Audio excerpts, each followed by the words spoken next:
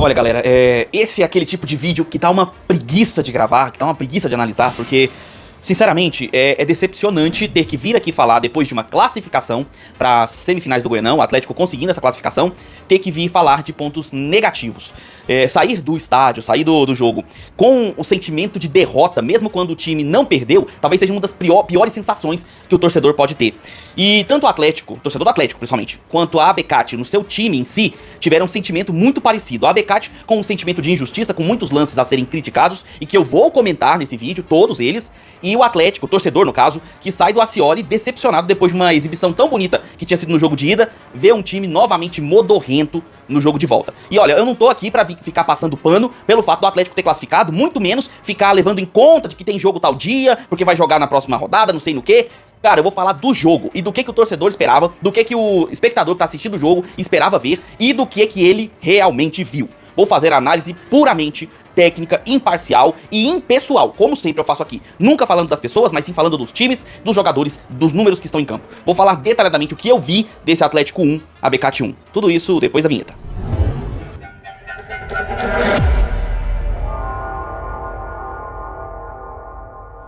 Fala aí, seus torcedores que estão curtindo o carnaval fantasiados de cartão amarelo. Sejam bem-vindos ao canal, meu nome é Victor Gader. Já chega deixando o seu like, se inscreve no canal se você ainda não é inscrito. Peço que marque o sininho também se você quer receber notificações quando sair vídeo novo no canal. Clica no botão hypar se apareceu pra você, compartilha o vídeo, comenta no final do vídeo também, deixando a sua opinião e a sua análise. Assim como nós fazemos aqui no canal, a sua análise também é importante, eu vou responder todas as mensagens que estiverem aqui comentadas, beleza? Sem delongas, as escalações na tela. Falando da Abecate, no jogo passado, no primeiro jogo das quartas de final, a Abecate fez um jogo muito nervoso. Um jogo muito brigado, tentando desconcentrar os jogadores do Atlético, mas futebol que é bom pouco mostrou. Então, o técnico vem a campo com esse time que vocês estão vendo aí, com destaque para o Rafinha e para o Mateuzinho, jogadores ofensivos, os quais ele gostaria de ver mais efetivos no campo para essa partida. Visitando o Atlético, que fez um jogaço no jogo de ida, 3-0, fora as chances inúmeras que criou, jogando em um estilo diferente, o 3-5-2. E para esse jogo foi mantido o mesmo esquema tático, só que veio com uma diferença muito peculiar. O Lacerda colocou em campo o Derek e o Léo Jacó juntos na linha de dois atacantes. Ou seja, o time entrou em campo sem segundo atacante. Tinha dois centroavantes em campo. E aí eu conversando com alguns amigos, muitos falaram que o Léo Jacó poderia ser um jogador de velocidade, que poderia ser esse segundo atacante. Mas convenhamos, gente, o Léo Jacó não é segundo atacante. O Derek muito menos, mas eu vou falar dele depois. Agora, o Léo Jacó, ele é um atacante, ele é um centroavante de área. Ele é um jogador que faz a parede, que aparece pra finalizar. Não é o cara que vai dar o passe pro atacante, não é o cara que vai fazer o movimento pra deixar o atacante livre. Não é esse cara. Mesmo assim, vieram os dois a campo. O resto foi o mesmo do jogo passado. E vamos lá, né? Começando pela ideia básica do jogo. 3-5-2, como no jogo passado, só que dessa vez, como eu falei, sem segundo atacante. Qual que é a consequência imediata disso? O ala, ele fica amarrado do lado do campo, sem a possibilidade de subir ao ataque, porque sem segundo atacante você não gera o corredor para esse ala poder participar do jogo.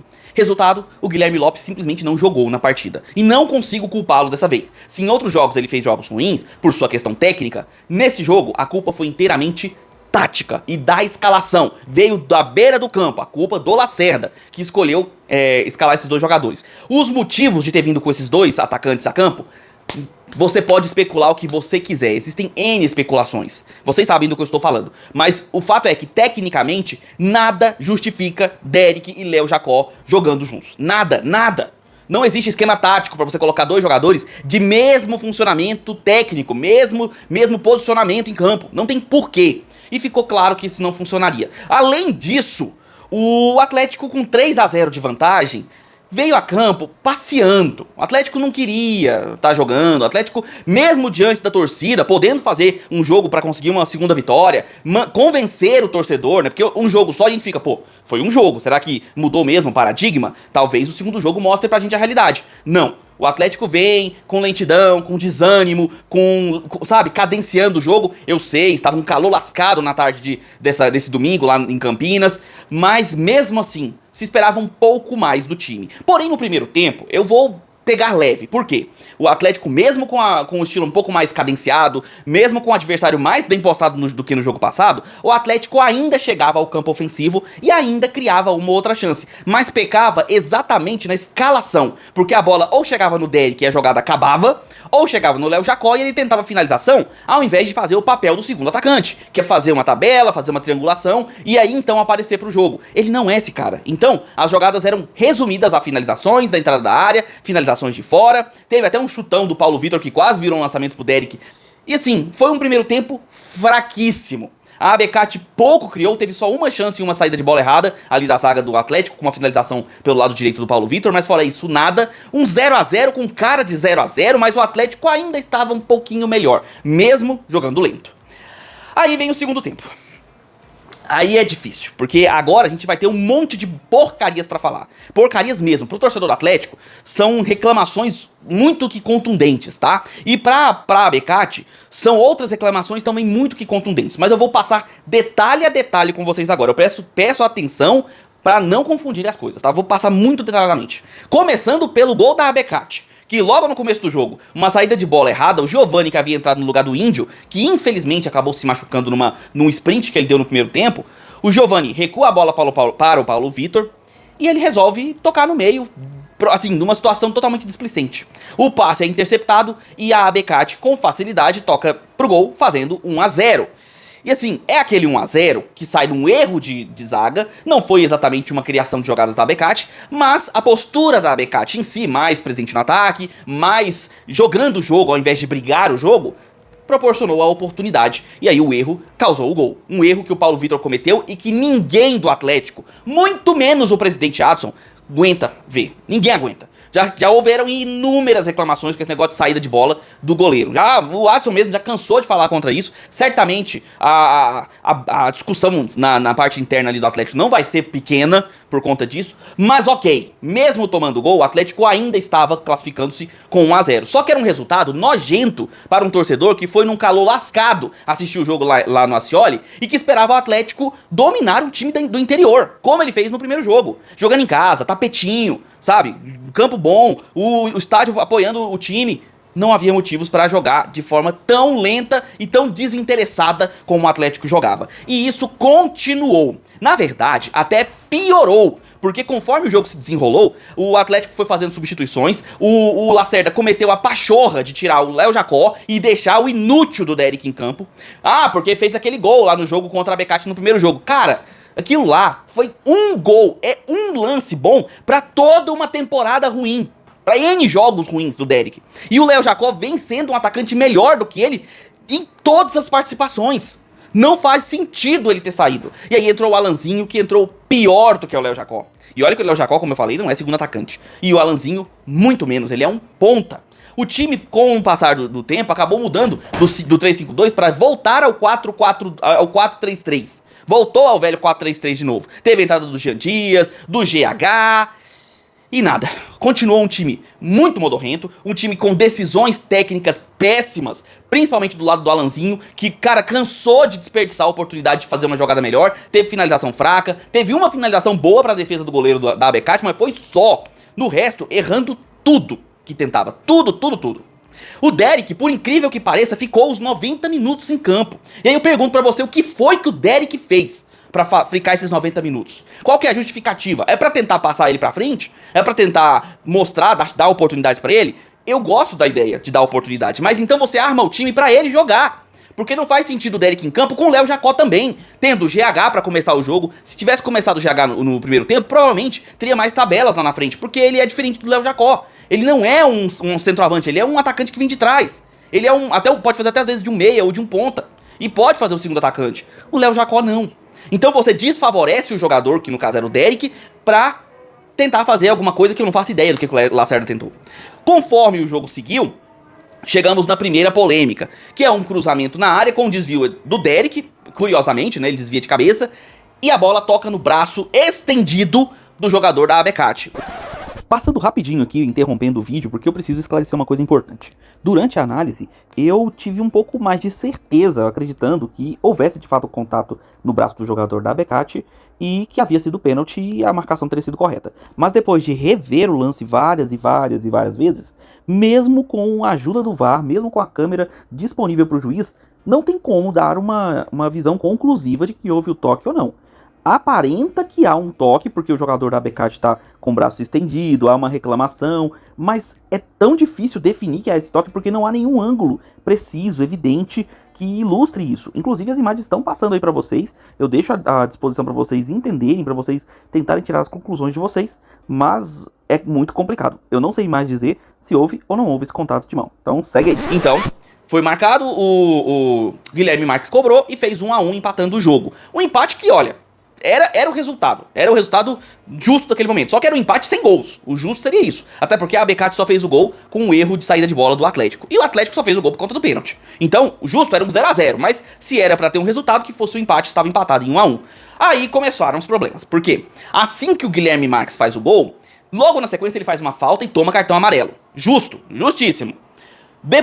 Logo depois, ele recebe a bola próximo da área e em um movimento involuntário, ele faz a alavanca do braço pra trás e acerta o rosto do zagueiro da Abekati. E aí o juiz não deu cartão. E tá, eu vou ser muito sincero com vocês, como eu sempre sou, independente do clube, vocês sabem muito bem disso. Mas o Guilherme Marques era pra ter sido expulso. Naquele lance, sim. Por quê? Aquele contato com o rosto do jogador da Abekati, aquele contato... maioria, 100% praticamente dos juízes, quando há aquele contato, marcam falta e dão cartão amarelo. E ele é pra cartão amarelo, porque pelas regras, quando há um contato, mesmo que involuntário, do braço ou da mão, algo assim, com um movimento que toca o rosto do adversário, pela regra, a infração é pra marcação e cartão amarelo. É na regra. Bateu no rosto ali, mesmo que involuntário, é pra cartão amarelo. E o Guilherme Marques não tomou esse cartão. E aí sim, a Abekati acabou prejudicada por conta da falta dessa marcação. O Atlético ficaria com um jogador a menos por muito tempo do segundo tempo. Então, houve sim o fato de ser prejudicado nesse lance. Nesse lance, a Abekati de fato foi. E aí seguimos com o jogo, e em um cruzamento na área vindo da Abekati, a bola é desviada pelo goleiro do Atlético, o Paulo Vitor toca na bola, ela quica no chão e toca o cotovelo do Alanzinho, se não me engano foi o Alanzinho, tá? Toca até a perna dele também e tal, e segue o jogo. O juiz não marcou, estava dentro da área, o juiz não marcou o pênalti e não marcou coisa alguma. Deixou o jogo seguir e beleza. Os jogadores da Abekati reclamaram o pênalti, afinal, no caso do Atlético, ele teve um pênalti ao seu favor por um toque de mão. Só que a situação ali é completamente diferente. O primeiro toque, houve o braço estendido do jogador do Abekati, onde há o contato e dentro da área é pênalti. O segundo lance, a bola vem quicada do chão após rebatida do goleiro do próprio Atlético, e ela toca o cotovelo que está junto ao corpo, está próximo do corpo. Ali de uma situação onde não há nem intenção e nem o contato de braço fora de sua posição natural. O braço está na posição completamente natural ali, próxima ao corpo, normal. Então, naquele lance, não houve lance de pênalti. Nesse caso do Atlético, não há nem intenção e nem posicionamento do braço de forma antinatural. Não tem nada a ver. É diferente, por exemplo, do lance da Abekati, onde o braço estava completamente estendido. E ali sim é um lance antinatural. Aí, de fato, é pênalti. Então, nos pênaltis, a arbitragem pra mim foi correta. Agora, nos cartões, no caso do Guilherme Marques, houve um erro, realmente, um erro inclusive crasso, era pra ter sido marcado o pênalti, marcado o cartão amarelo no Guilherme Marques e feito a expulsão, esse era o correto. E num dos últimos lances da partida, em um avanço do ataque da Abekati, o Giovani, vindo de trás, ele toca o jogador da Abekati, que cai sobre as pernas do Tito. E aí o juiz marca a falta e dá corretamente a falta com cartão para o Giovani, porque é o Giovani com o joelho que toca o jogador da Abekati que leva ele ao chão. A imagem tá passando aqui, contra fatos não há argumentos. Eu tô sendo bem enfático nisso, porque a transmissão teimou em falar que a falta tinha sido do Tito. Não só o Tito não fez a falta, como a queda do jogador da Abekati sobre as pernas do Tito lesionou o jogador do Atlético, que acabou saindo de campo. Então não me venham falar, vocês, seja lá quem for, imprensa, torcedores, o que for, que a falta foi do Tito. Pelo amor de Deus. É um absurdo falar algo isso. E a imagem mostra muito claramente. Eu não consegui entender por que a transmissão insistiu. Ah, porque a falta foi do Tito. Pelo amor de Deus, gente. Vocês estão indo contra a imagem. Aí não. Sabe, o caso do Guilherme Marques, concordo plenamente. Os pênaltis pra mim foram corretos. Agora, essa aí não. A falta foi do Giovani, que tomou um cartão amarelo muito que merecido. E na sequência, a Beccati quase que marca o gol da vitória. Numa falta bem cobrada que passou por cima da trave. E no geral foi só. O Atlético teve uma chance boa com o Alanzinho numa finalização. Teve outras chances onde o Atlético entrou na área com a posse de bola e não soube fazer o que com ela. Não sabia o que fazer. Era o GH, era o Alanzinho, era o Jantias, que entraram no segundo tempo e pouco acrescentaram, pioraram a qualidade do time.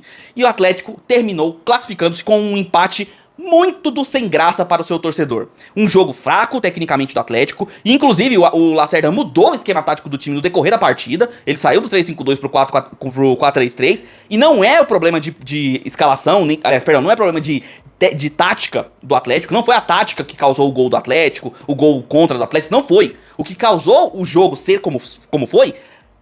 Basicamente foi a falta de vontade dos jogadores, a falta de interesse no jogo. Tanto é que a Beccati, com todo o interesse e vontade que teve, pecou pela parte técnica. Realmente, faltava ali a parte técnica pra conseguir chegar ao segundo gol, terceiro gol. E o Atlético não, o Atlético até tinha qualidade técnica, mas faltava vontade, faltava interesse. E aí pode-se dizer, porque vai ter jogo no meio de semana, vai ter jogo no fim de semana. E aí, na Série B também vai ter. Vai ficar nessa modorrência nos jogos do fim de semana? Aí, agora a gente vai ter uma pequena pausa aí por conta do carnaval. Não podia aproveitar pra dar um pouco mais de si e aí descansar nessa pausa que vai ser feita? Cara, motivo não falta. O que o torcedor viu, na verdade, o que o torcedor ficou chateado é de ver falta de vontade, falta de interesse dos jogadores, falta de brio. Coisa que a gente viu sobrando no jogo de ida. O Atlético fez um jogaço, qual que é o motivo? Sabe, de diminuir esse ritmo, de ficar tão lento, cadenciado, desinteressado. Mas, na pior das hipóteses, na pior da questão, o Atlético ainda conseguiu a classificação. Classificação essa que o manteve na terceira posição, na questão de pontos, e coloca ele na situação de enfrentar o Goiás na próxima fase, pelo menos por enquanto. Ainda tem o Vila Nova para jogar na segunda-feira, mas acredito que não deve mudar muito essa situação. Acredito que deve manter esse patamar com o Atlético e Goiás fazendo o clássico nas semifinais. E aí, vai jogar dessa forma contra o Goiás?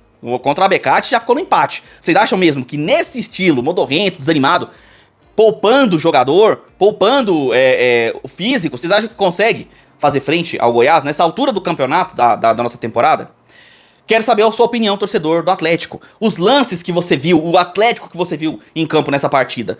O que fazer, cara? O que você fala pro Lacerda mudar pros jogos das semifinais? Porque alguma coisa vai ter que mudar. Porque tem que mudar pra melhorar. Voltar a ser o Atlético do primeiro jogo contra a Beccati. E como fazer isso? Eu quero a sua opinião. Gostou dos jogadores que entraram como titulares e os reservas que entraram no segundo tempo? O que você achou? Quem que foi o melhor jogador no campo do Atlético? Quem que foi o pior do Atlético em campo? Quero a sua opinião também. Coloca aí nos comentários. Você, torcedor da Beccati, viu a desclassificação vir? Já era difícil mesmo, mas foi com requintes de crueldade, com esse bando de lances polêmicos. Quais desses lances você concorda, quais você discorda? Coloca aí nos comentários a sua opinião também. Eu peço que você também deixe seu like, se inscreva no canal, marca o sininho para receber notificações, clica no botão hypar para aparecer para você, se torne membro do canal, beleza? Se torne membro, ajuda muito a gente a continuar fazendo esse trabalho. Agradeço de coração aí a atenção e a paciência de todos e deixo aqui o meu abraço de torcedor para todos vocês.